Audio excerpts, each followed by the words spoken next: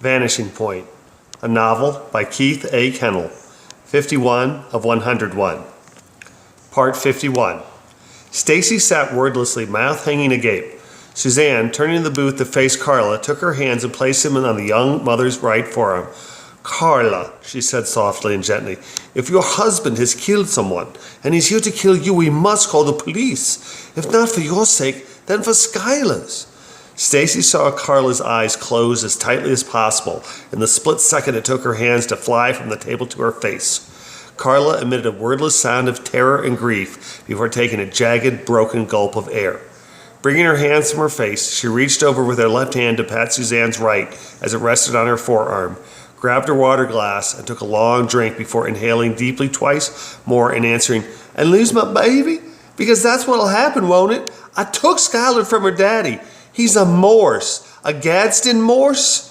You just don't get it. The Morses are a very powerful clan in Gadsden. If I didn't run, then Skylar'd be ruined, and if I go to the police, she'll wind up with her grandparents, and they're the ones who created Caleb in the first place. The man is sick and evil. Is that what you want for Skylar?" "If Caleb killed someone, then the police can help," Stacy declared. "Someone?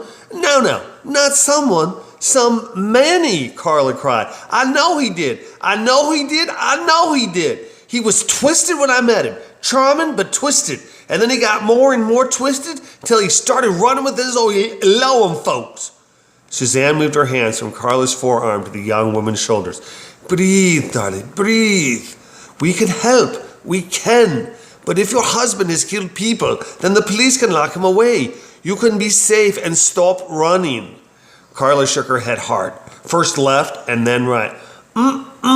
You can't turn in one of Elohim's army's top soldiers and get off scot-free. You just can't," she moaned, voice filled with defeat. "That's why I ran when I got the chance, while Caleb was in prison for the, 6th time.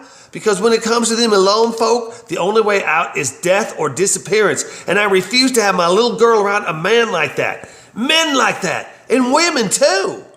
"Oh, Miss Suzanne, if Elohim boys just saw us sitting here together, I don't know what they'd do.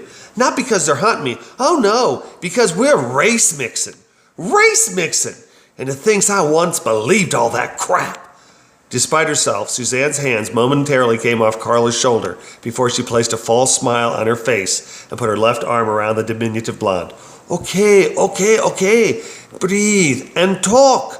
Don't worry about what we're going to do. Don't worry about running or hiding or whatever Caleb Ezra Morse is close by or far away. Just tell us what you know." "Tell you what I know? What I know could take days. Let's just hit the highlights, shall we?" Carla asked. "Do you know when I met Caleb?" "No," Suzanne replied. "When?" "Homecoming dance, freshman year at Southside High School, Gadsden, Alabama. I was there with a nice boy named Duncan. His mama drove us to the dance because he was a 10th grader and didn't have no driver's license. We're there having a good time. My first high school dance and all, you know.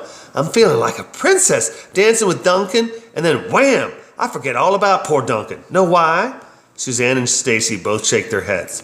"Because this gorgeous man walks in with this vision from heaven on his arm.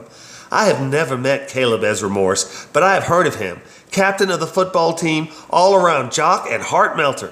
I'd watched him play when I'd go to games with my family.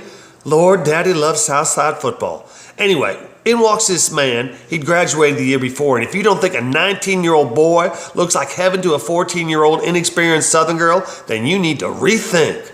Night goes on. My friend Audrey June comes over with her date and asks, do we want to meet Caleb, the returning homecoming football star?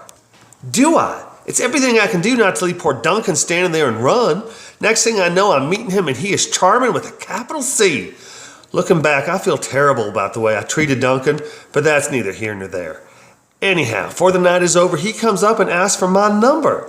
Me, little Miss Carla Kaiser, nobody freshman, has this big old dog sniffing around. Could he have it? I wanted to tattoo it on his arm.